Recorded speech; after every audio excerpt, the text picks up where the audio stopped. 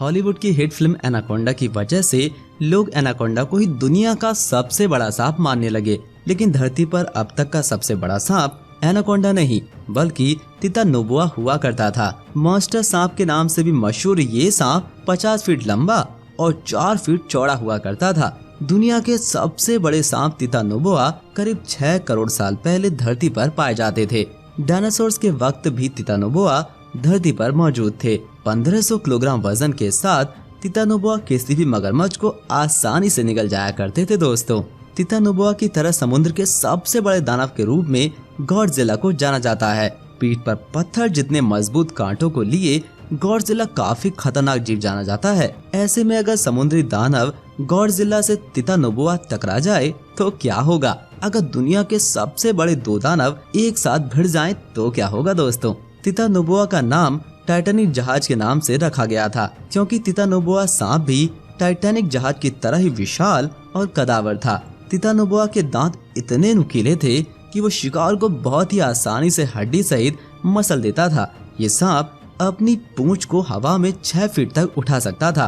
अब बात करते हैं समुद्री दानव गॉडजिला की।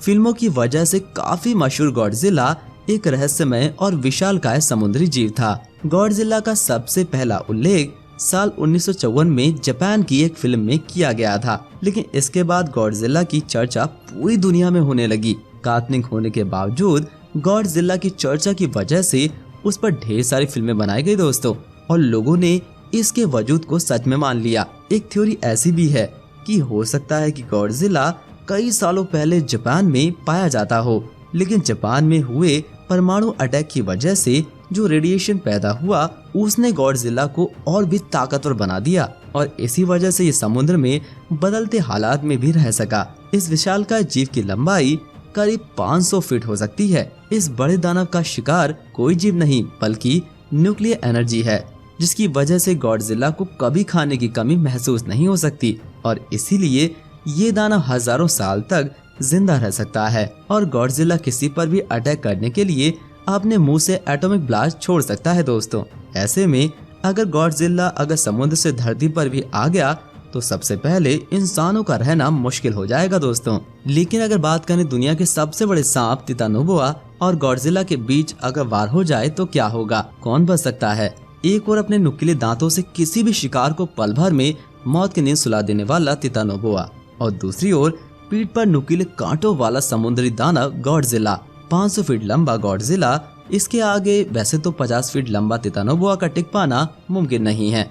इतना ही नहीं, मुंह से एटॉमिक ब्लास्ट छोड़ने वाला गॉडजिला काफी दूरी से ही अपने शिकार को खत्म कर सकता है। लेकिन जैसे कि आगे बताया गया कि गॉडजिला एक काल्पनिक जीव है, जिस पे बनाई गई फिल्म की वजह से लोग मानने लगे कि गॉडजिला वाकई में एग्जिस्ट करता है। साइंटिस्ट को अभी तक इसके कोई पुख्ता सबूत नहीं मिल सके हैं, जबकि तितानोबोआ के कई फॉसिल अब तक सामने आ चुके हैं। दोस्तों, ऐसे में कल्पना से वास्तविक जीव का आमना सामना करना इम्पॉसिबल है, और करोड़ों साल पहले हकीकत में एग्जिस्ट करने वाले तितानोबोआ यही असल में इस फाइट का इकलौता विनर कहलाएगा। दोस्तों, तो दोस्तों, आपको क्या लगता है कि अगर वाकई में इन दोनों का आमना सामना हुआ तो कौन जीत सकता है? क्या गॉडजिला और तितानोबोआ से भी ज्यादा खतरनाक दानव के बारे में आप जानते हैं? अगर हाँ तो हमें कमेंट करके जरूर बताइएगा। दोस्तों, हम आपके कमेंट्स का इंतजार करेंगे।